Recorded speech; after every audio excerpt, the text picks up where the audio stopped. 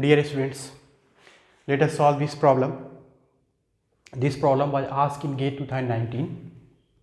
It says that a 220 volt DC shunt motor takes 3 ampere at no load. It draws 25 ampere when running at full load. So at two different loading conditions, load currents are given at 1500 rpm, and at second loading the speed is given. The armature and shunt resistances are 0.5 ohm and 220 ohm respectively. The no load speed in rpm is, see, in this problem armature reaction has not been mentioned anywhere. It means by default either it has been ignored, its effect has been ignored, or the machine is having compensating winding. So flux will remain constant.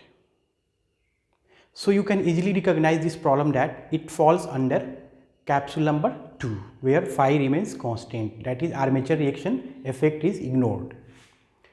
So out of 6 parameters, only 2 parameters will be there: different load currents at the two loading conditions and the speed at two loading conditions. So out of 4, 3 will be given, 4th has been asked. So you can easily recognize the problem. Once you have recognized, it is easy for you to solve it, right?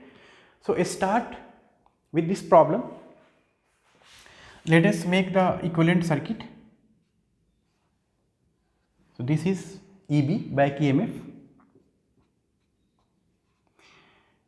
Further, in the problem, nowhere brush voltage drop has been mentioned.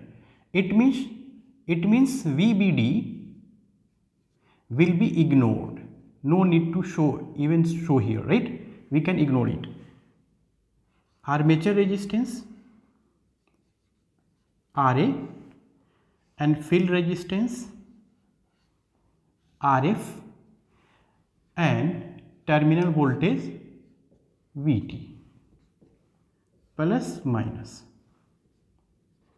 Load current IL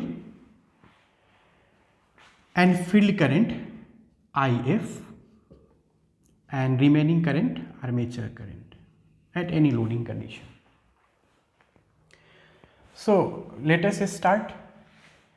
Loading condition 1, at loading condition 1, that is no load.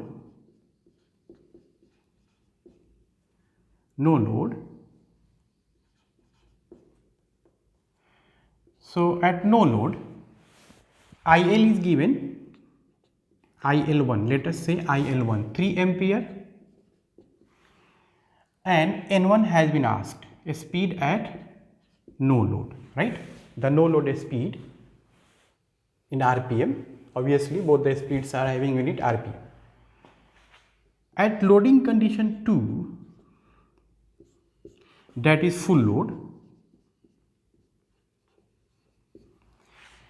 IL, line current IL2 is given as 25 ampere and N2 a speed is given as 1500 rpm.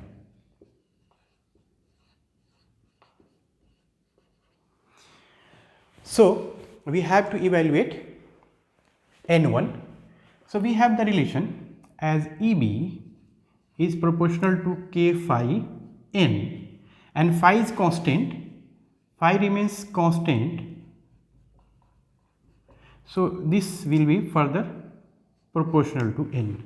That is, we may write EB1 upon EB2 is equal to N1 upon N2. We know N2, we have to evaluate N1. So EB1 and EB2 are required to be evaluated. So what will be EB1? We know the KVL equation, EB is equal to VT minus IARA. This has been ignored.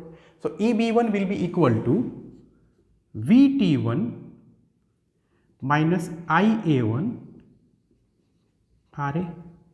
But here this is line current IL1. So we need to evaluate IA1.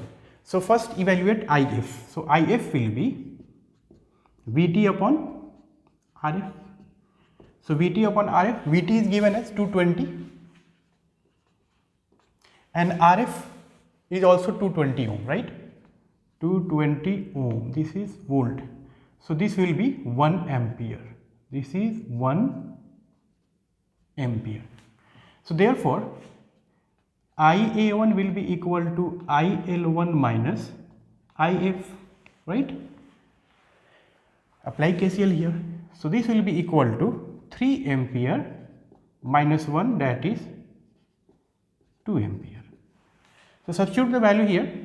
So this will be equal to, supply voltage is 220 volt minus IA1 is 2, and what is RA? RA is 0.5 ohm. So this is coming out to be 219 volt. Similarly, evaluate EB2. We have evaluated EB1. Now the next EB2 is required to be evaluated. So this will be VT2 minus IA2. RA is constant, and here supply voltage remains constant because nowhere it has been mentioned that it has been changed or like that. If mentioned, then we will take care. So this will be 220. IA2 is not known, so IL2 is 25 and IF is 1 ampere. So IL2 will be again, IA2 is IL2 minus IF, that is 25 minus 1, 24. So directly write here 24 times, and this is 0.5 ohm. So this is coming out to be 12, right? 208 volt. So that's why from here N1 has to be evaluated. This implies N1 is equal to EB1 by EB2 times N2, right? Take N1 one side, so N2. So this will be equal to EB1 we have evaluated as 219, EB2 208 into N2 is 1500 RPM. So in my calculation it is coming out to be 1579.33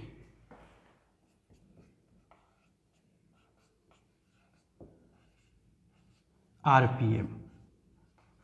That is nearly equal to, that is 1579 after rounding of RPM. This is the answer.